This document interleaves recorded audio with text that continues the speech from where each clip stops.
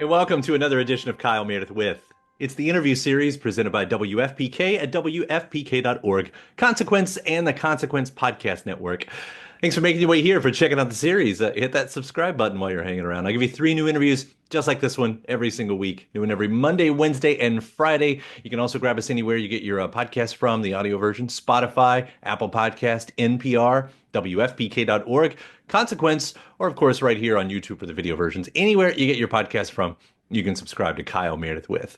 That's me, Kyle Meredith, today talking with writer-director Richard Curtis about That Christmas, the animated film playing now on Netflix. Richard Curtis, God, like he did Love Actually, he did About Time, Four Weddings and a Funeral, Notting Hill, Bean, The Boat That Rocked, on and on and on. That Christmas, again, an animated film, it comes from a set of books that he wrote for his kids that eventually now has been turned into a film.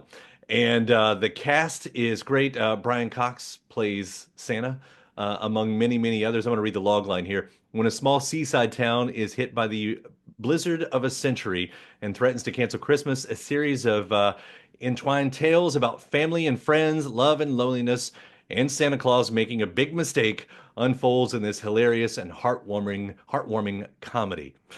So we're going to talk about where the story came from, how it got, from the storybook to the film. We're going to talk about writing about Christmas and writing about Santa Claus and getting the voice actors and a whole lot more. So let's get into it and talk That Christmas. It's Kyle Meredith with Richard Curtis. Kyle, how are you? I'm now looking at all those album covers. I try to keep only the greats behind me back Okay, there. all right, very good. Hopefully you got some favorites on that wall as Yeah, well. I can see some I love already. Yeah. Well, man, congrats on That Christmas. A lot of people try to create a Christmas classic a lot of times, and most of them fail, but I think you've landed on something special here. Oh, If you don't thank you mind me so going much. back, where did this idea come from? Well, it's actually, I wrote three little Christmas children's books when my kids were little for them. And then a producer came to me and said, can we make one of them into a half-hour thing? And when we went to Locksmith, they said, oh, go on, let's do Love Actually for kids, as it were, which I think is not quite right.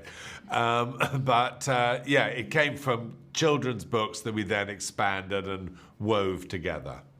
Yeah, and the idea of an empty stocking, like even if that's not the beginning, the jumping off point, I feel like you can get a lot of story out of something like that. Yeah, no, that was the first one of the books that I wrote, and it's about twins, one of whom's meant to be naughty, one of whom's meant to be nice. And my brother had just had twins, and I've kind of watched them all their life, just saying, oh, I hope that it goes well for both of you. So yeah, no, the empty stocking is my favorite bit of plot. Right, right. And I also like that you've created a world where Santa is not in doubt, which seems to always be part of the story, right? The belief or whatever. Like, why did you choose that direction? I don't know what you're talking about. Everybody believes in Santa. No, Everybody I'm knows. joking. Oh, I'm joking. sorry. I have sorry. no doubts about Santa whatsoever. Yeah, no. He's just the perfect solution to all the problems. Although there's a moment in the film once he's been, and sorry, he solves a lot of the problems, but then they recomplicate.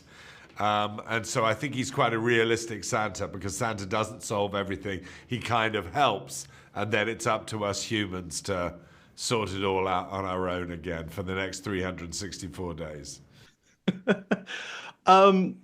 You didn't know this was going to become a movie when you wrote these, but now that you've got the actors voicing, bringing these to life, do the voices ever match up in your head in that way? Like having Brian Cox as the narrator, as Santa, like perfect. Yeah. Do you know, it was a real journey of discovery. I'm not I tend to write words. A lot of people, when they write scripts, they're kind of imagining the scenes, whereas I imagine a page with some words on it. So it was such a joy to actually see the characters, because they do the drawing of all the characters first. And then once you've got that, then they say, well, what about this voice? What about this voice? What about this voice? And then suddenly seeing that they magically go together. it was a whole new process for me, and one I really loved.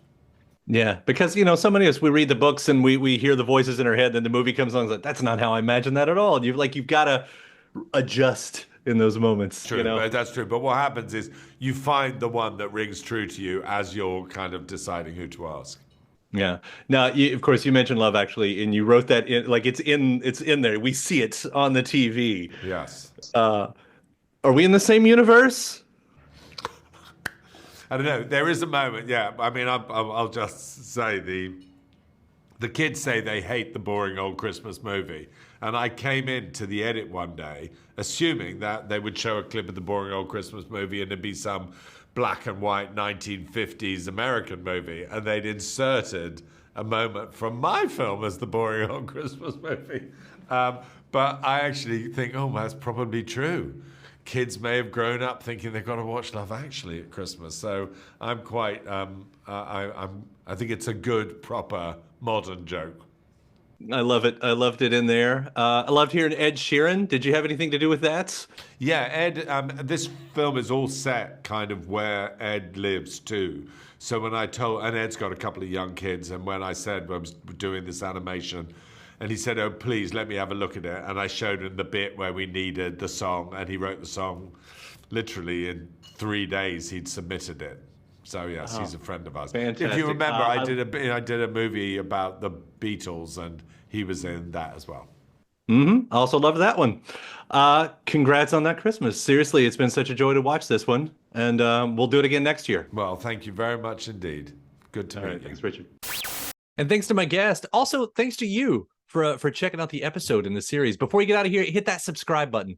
Again, you get 3 brand new interviews every single week. New one every Monday, Wednesday, and Friday at right here on YouTube, or of course anywhere in podcast land, including iTunes, Apple Podcasts, Spotify, Podchaser, NPR, or WFPK.org as well. A great way to keep up with your favorite artists and discover new ones as well. Then after that, actually head over to WFPK.org. That's where I do a show Monday through Friday, 6 p.m. Eastern.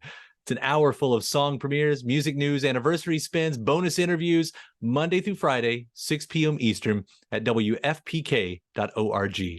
Consequence has your music and film news. You can also find me on the social media spots, Facebook, Instagram, mostly on Twitter. All 3 of them, the address is at Kyle Meredith. Do hope you like and follow along. That does it for another edition. I'm Kyle Meredith. I'll see you next time.